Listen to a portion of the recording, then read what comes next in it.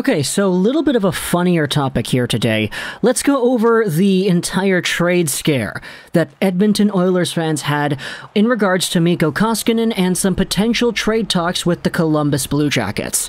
Now, if you don't know the story, it is kind of a funny one, but pretty much, Mikko Koskinen was a KHL Liga guy who was fantastic in 2017-2018 before coming back to the NHL, going over to Edmonton.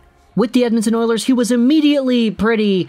he had a winning record, I guess, in 2018-19, but he wasn't really the guy that was the best version that he could have been, especially compared to the performances he was putting up with SKA St. Petersburg.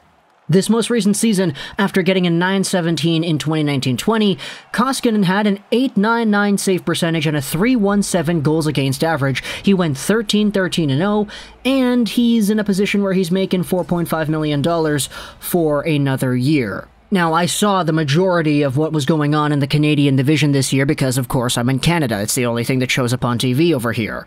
But for Mikko Koskinen, he really wasn't the best version of himself, and in the Oilers system this year, he really got outplayed by Mike Smith, who really took the reins as the number one guy in 2021. He had a .923 save percentage, my goodness, and a .231 goals against. Sure, they got swept, but man, he still had some really good numbers in the postseason too. So, for Mikko Koskinen making a boatload of money, not being the number one guy in Edmonton, there have been some trade rumors going about as to whether or not the Oilers would want to move this player for either a younger goaltender to come in and take over the reins when Mike Smith eventually leaves because Stuart Skinner is not all guaranteed, and the entire idea has presented itself as to whether or not Koskinen would be on the move with the salary cap in mind as well. This is where things get interesting, because on a recent segment of the Daily Face-Off Rundown podcast with Frank Saravelli, we had ourselves an entire discussion going on about Koskinen and the Oilers that got Oilers fans really, really scared.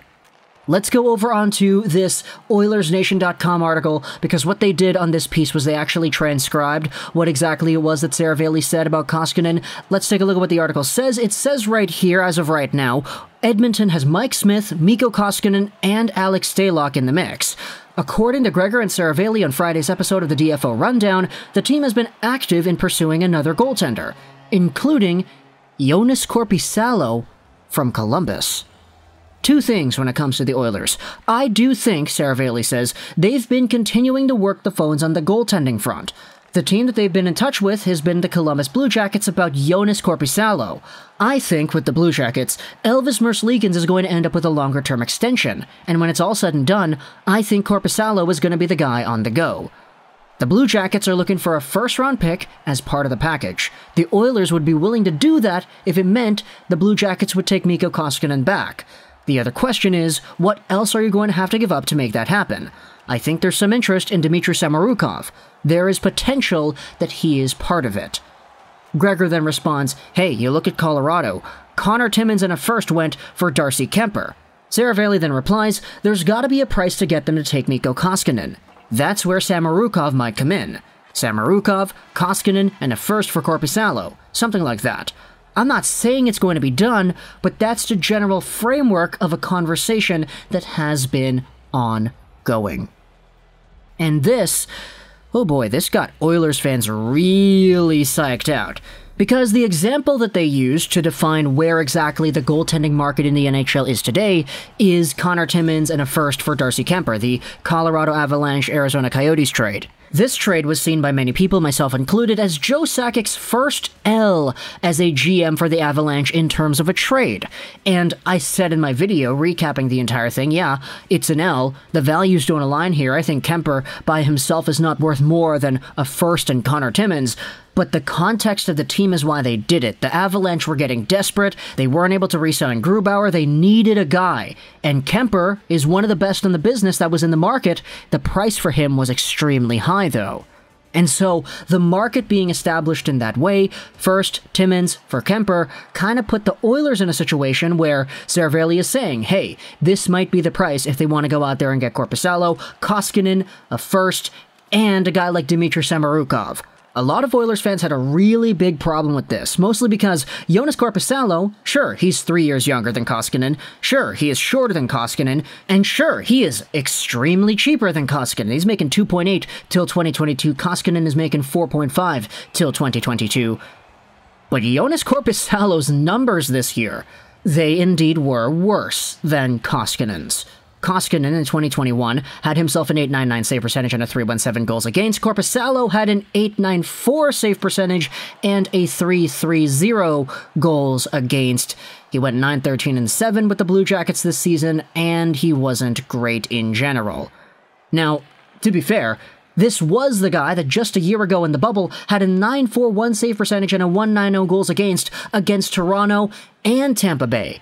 Fantastic right there. He's kind of the reason why the Leafs were eliminated in the play-in round. It's just a year removed from that. You took a look at what the Blue Jackets did in 2021. Everybody was kind of bad. The goaltending was bad. The forwards were bad. You had Patrick Laine and Domi and all of them being bad. Dubois was bad too. Things were terrible in Columbus in 2021. So I don't want to go out there and make it seem like Korpisalo is all of a sudden this terrible guy because he had a really bad year.